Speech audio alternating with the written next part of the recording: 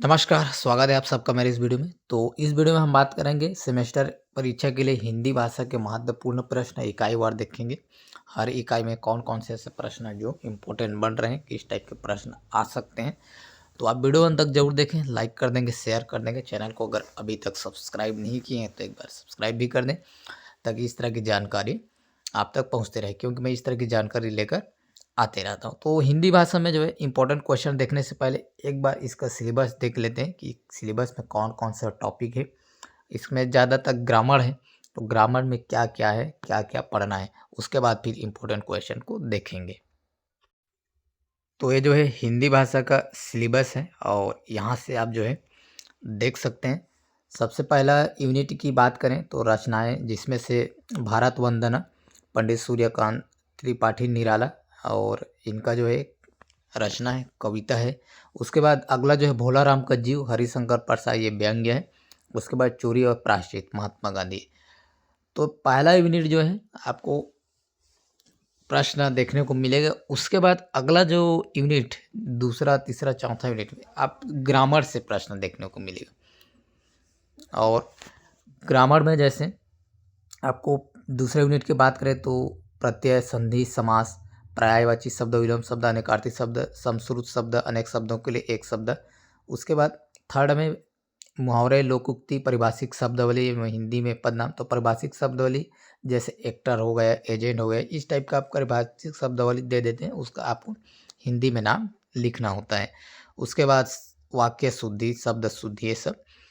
और उसके बाद अगला हम बात करें चौथा यूनिट में तो निबंध लेखन और उसके बाद अपठित गद्यांश। तो आपको कोई सा भी निबंध दे देंगे, उसके अथवा में अपठित गद्यांश भी दे सकते हैं। तो इस तरह से इसमें दो क्वेश्चन बनता है, एक तो निबंध लेखन का, तो कोई सा भी टॉपिक देंगे निबंध लिखने के लिए, और जो है अपठित गद्यांश कोई सा भी दे देंगे, तो दोनों रहेगा ज़्यादातर।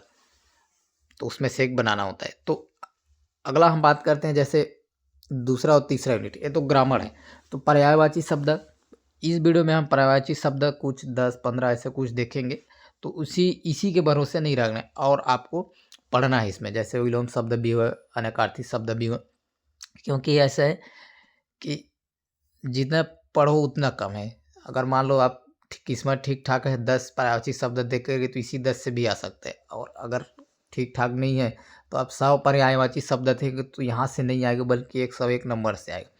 तो ऐसे होता है, इसलिए जो है ये जो ग्रामर वाला भाग है, कहाँ से पूछ दिया जाए कोई भरोसा नहीं रहता। इसलिए ग्रामर में और देखेंगे, इस वीडियो में जितना भी हम 10-15 लिए हैं उससे और आपको देखना है। तो चलिए अब वीडियो शुरू करते हैं इम्पोर्टेंट क्वेश्चन का। तो सबसे पहले हम इकाई पहला जो इम्पोर्टेंट क्वेश्चन उसकी बात करें तो प्रश्न पहला बन रहा है, इसमें भारत माता की शोभा वृद्धि के लिए कवि ने किन किन उपादानों का उपयोग किया है। ये बहुत बार पूछा है, बिलासपुर यूनिवर्सिटी में भी पूछा है, और आपका जो है रायगढ़ में भी पिछले साल आया था, तो इस साल भी काफ़ी चांस है। उसके बाद अगला जो है प्रश्न सेकंड की बात करें, भारत वंदना कविता का उद्देश्य लिखिए। तो ये भी इम्पोर्टेंट, ये जो रायगढ़ यूनिवर्सिटी में बीएससी में पूछा था, इसलिए बीए में इस बार चांस है। अगला जो है भारत वंदना कविता का उद्देश्य। तीसरा क्वेश्चन की बात करें, निराला जी के व्यक्तित्व एवं कृतित्व को विस्तार से लिखिए। अच्छा क्वेश्चन है, बिलासपुर यूनिवर्सिटी में ये भी आया हुआ है, तो इसमें आने के चांस है रायगढ़ में। अगला प्रश्न की बात करें, यमदूत ने चित्रगुप्त से भोलाराम के जीव के विषय में क्या कहा। और उसके बाद जो है अगला प्रश्न जो है, भोलाराम के जीव में भ्रष्ट प्रशासनिक व्यवस्था पर व्यंग्य की विवेचना कीजिए। अगला जो है, प्रायश्चित के संदर्भ में गांधी जी के विचार लिखिए। और प्रश्न सातवां, आत्महत्या की धमकी का असर नहीं होता, महात्मा गांधी जी की इस कथन की व्याख्या कीजिए। तो इस तरह से जो है 7 एक प्रश्न है जो काफ़ी इंपॉर्टेंट है। इतना को पढ़ ले तो इसमें से ही 3 से 4 क्वेश्चन आपको देखने को मिल जाएगा। इसी में से 2 क्वेश्चन दीर्घ उत्तरीय प्रश्न में देखने को मिल सकते हैं, और इसी में से जो है आपको लघु उत्तरीय में भी 1-2 क्वेश्चन देखने को मिल सकता है। और उसके पश्चात अगला हम बात करें इकाई सेकंड, तो उपसर्ग का अर्थ स्पष्ट करें, उसके प्रकार को वर्णन कीजिए। और प्रश्न सेकंड की बात करें, संधि की परिभाषा देते हुए उसके प्रकार, तो संधि को आपको अच्छे से पढ़ना है, कौन कौन से प्रकार हैं, और उसका उदाहरण भी जो है अच्छे से देखना है। कि कभी कभी संधि को पूछ देते हैं, कभी कभी उदाहरण को लेकर पूछते हैं कि संधि विच्छेद कीजिए या कौन सा संधि, इस टाइप का। दोनों तरह से इसका आपको तैयारी करना है। उसके बाद अगला हम बात करें तो समास एवं संधि में अंतर लिखिए। और उसके बाद अगला जो है, निम्नलिखित अनेक शब्दों के लिए एक शब्द लिखिए। तो जानने की इच्छा, जिज्ञासा, अधिक समय तक जीने की इच्छा, जिजीविषा, जो किए गए उपकार को नहीं मानता, कृतज्ञ, एक कृतज्ञ नहीं रहेगा, कृतज्ञ रहेगा। तो यहाँ पर टाइपिंग में थोड़ा मिस्टेक हुआ, तो एक कृतज्ञ ऐसा रहेगा, कृतज्ञ रहेगा, इसको आप सुधार लेंगे। जो किए गए उपकार को मानता है वो उसको बोलते हैं कृतज्ञ, नहीं मानते उसको कृतज्ञ। तो इसको आप मिस्टेक नहीं करेंगे।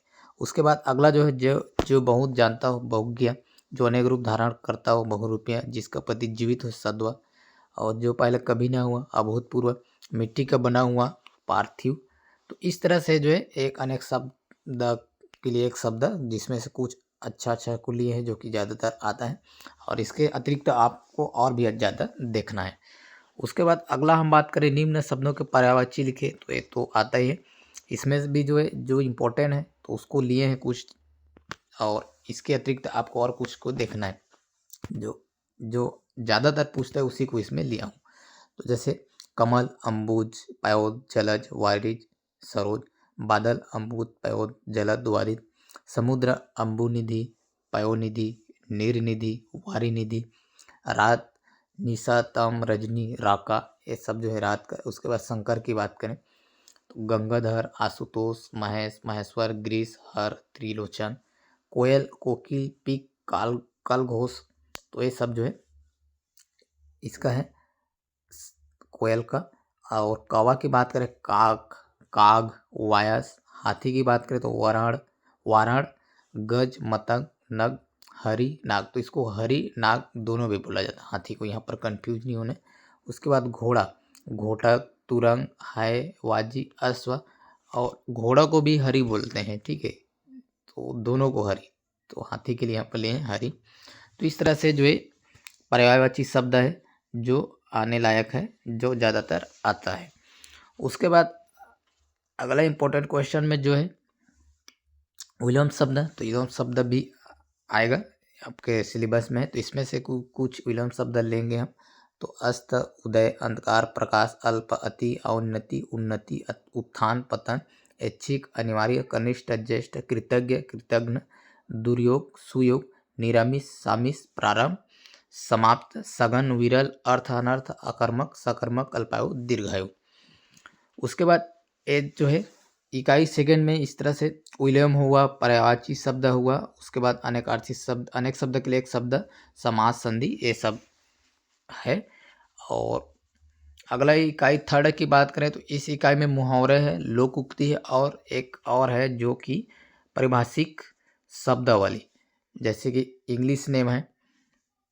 तो यहाँ से जैसे ये परिभाषिक शब्द, इसके हिंदी नाम, तो इसमें से ये तीन ज़्यादातर आते हैं, मुहावरे, लोक उक्ति और एक परिभाषिक शब्दावली। तो इसमें से यूनिट थर्ड की अगर हम बात करें तो मुहावरे शब्द की उत्पत्ति बताते हुए मुहावरेदार भाषा का महत्व बताइए, लोकोक्ति अर्थ स्पष्ट करते हुए किन्हीं 5 लोकोक्ति के उदाहरण दीजिए। तो इसमें दो तरह से पूछ सकते हैं, जैसे मुहावरे की को भी पूछ सकते हैं, और आपको जैसे यहाँ पर मुहावरे दिया जाएगा उसका अर्थ बताते हुए वाक्य में प्रयोग करने को दिया जाएगा। और उसी तरह से लोकोक्ति को भी सेम उसी तरह से पूछेंगे ज़्यादातर। तो इसको भी आपको और ज़्यादा उदाहरण लेना है मुहावरे का। इसमें जो है कुछ उदाहरण लिया हूँ जो कि आप यहाँ से देख सकते हैं। तो इसमें 25 मुहावरे हैं, उसको लिया हूँ। इसके अतिरिक्त और भी देख ले, ये ऐसे हैं जो ज़्यादातर पूछते हैं। उसके बाद अगला जो प्रश्न है इस यूनिट से, प्रश्न चौथा, परिभाषिक शब्दावली किसे कहते हैं। और उसके बाद जो है ये परिभाषिक शब्द है, इसका हिंदी शब्द लिखने को, तो ये ज़्यादातर ये पूछते हैं इस यूनिट से। मुहावरे दे देंगे और उसके अर्थों में कोई सभी 5 या 6 जितना भी अपने हिसाब से परिभाषिक शब्दावली, ये जो है इंग्लिश है और इसको आपको हिंदी में लिखना है, तो इसको भी आप अच्छे से देख लेंगे।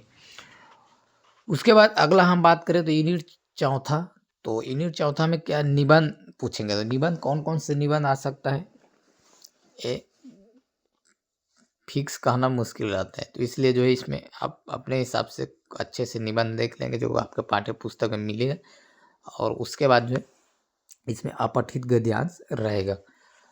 तो पहला, विदेशी भाषा का विद्यार्थी होना बुरा नहीं, अपनी भाषा सर्वोपरि, इस विषय पर निबंध लिखिए। उसके बाद दूसरा, मेरे मेरे जीवन के उद्देश्य विषय पर निबंध लिखिए। प्रश्न तीसरा की बात करें तो अपठित गद्यांश का महत्व, आवश्यकता एवं उपयोगिता लिखिए। इस तरह से जो हिंदी भाषा है जिसका ये इम्पोर्टेंट क्वेश्चन है और जिसमें ज़्यादातर ग्रामर है, तो ये सबको भी अच्छे से देख लेंगे। फिलहाल के लिए इस वीडियो में इतना ही। वीडियो अच्छा लगा तो लाइक कर देंगे, शेयर कर देंगे। वीडियो पूरे देखने बहुत बहुत धन्यवाद।